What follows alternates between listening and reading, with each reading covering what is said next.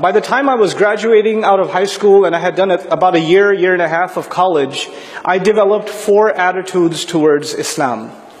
There were 4 attitudes that I developed towards Islam. And I don't expect you to remember anything else, but I need you to remember these 4 attitudes. This is important, okay?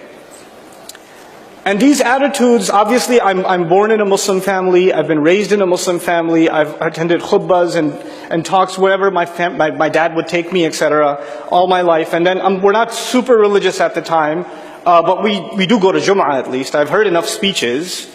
You know, I know what a sheikh looks like, etc., you know. And as a result of whatever exposure I had, and by the way, most of my education was in the Muslim world. It was either, you know, even though my early schooling was in Germany, it was in Saudi, a little bit in Pakistan, and mostly in the United States.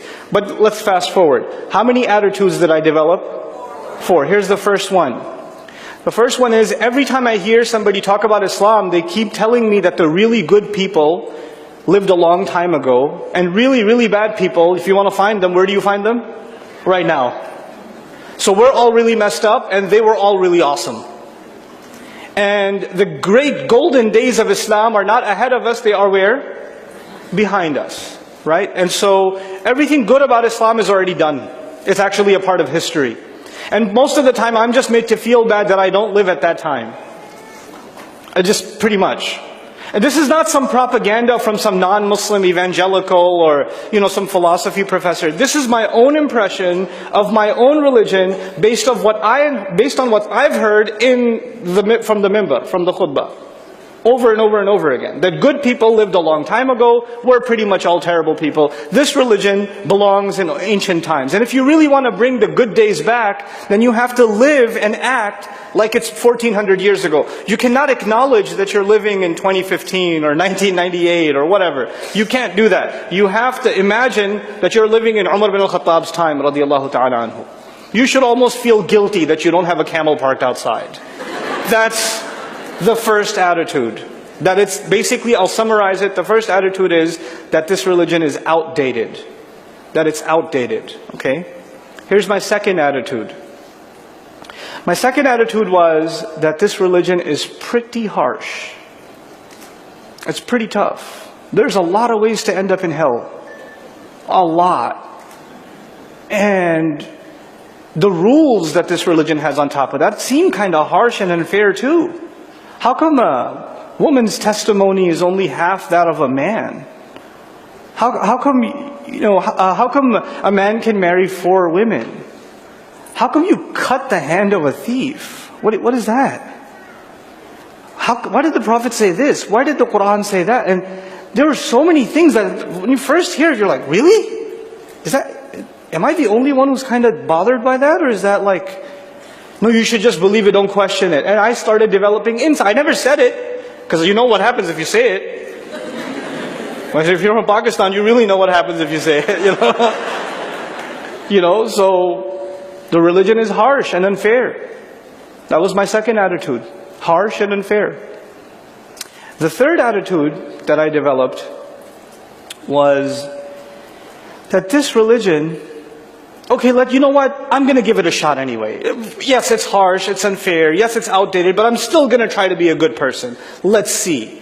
You know what? I kept getting told, no matter how much you pray, your prayer's probably not good enough. You probably made 80,000 mistakes in the wudu that lasted 30 seconds. Your hajj probably didn't even count. Your prayers didn't count. Your recitation of Quran didn't count. As a matter of fact, you could grow your beard or dress Islamically, put a hijab on if you're a girl. You could do all that stuff, but you're probably a hypocrite. Chances are you're a hypocrite. In other words, no matter what you do, it's probably not good enough. Some people will go to Jannah, yes. But you, look at you. Are you serious? You? Jannah? Come on. You know. So my third attitude was that no matter what you do, it's never going to be good enough. It's a battle that you cannot win. In Islam, you just can't win. As a matter of fact, I was told stories of people that were so righteous, and they were so amazing, and they did so much, and apparently even they were afraid that they weren't good enough. So forget about me. You're talking about like Olympic championships, spiritual people, and here I am. These are people that feels like they never leave the masjid or something, and I barely see the masjid, and they're afraid of being in hellfire, so I'm pretty much guaranteed. That was my third attitude. You can't win in Islam. You can't win. So now, what was my first attitude? It's outdated. It belongs in ancient times. What was my second attitude? It was harsh and unfair. What was my third attitude? You can't win. Obviously, I will make all of these sacrifices even though it's harsh and unfair, even though it's outdated. I'm supposed to make all of these sacrifices so I can make it into heaven. At least I'll make it into heaven, but by the time my third attitude kicked in, I'm not even making it to heaven. That leads me to my fourth attitude. And my fourth attitude is a result of the first three. And that was, what's the point? What's the point?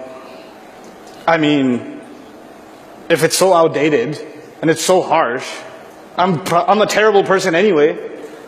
Allah is already angry at me anyway. Why should I make myself even more miserable? Why even bother with this religion? I mean, I'm not going to tell my parents that I'm not Muslim anymore, or I don't want to be a Muslim anymore, because they might freak out.